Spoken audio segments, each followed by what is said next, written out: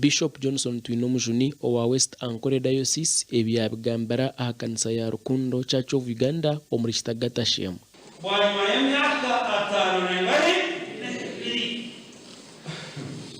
mutweza amatsiko mukibasika abantu kuguma hamwe okutubaho.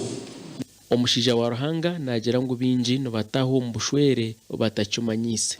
Mukorera gano and you begin to step into the future. But listen, okwemubuza omulinyanja kale kanyesha ka future netarukana so erukurata hati ahumuza tumukumanya muravuga.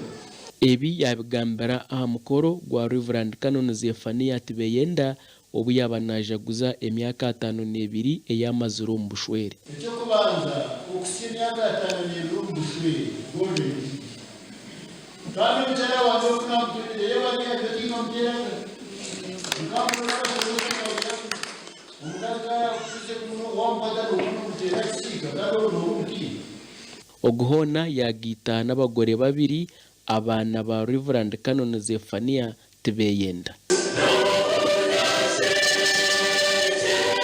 Gashakwa Abraham Muganza.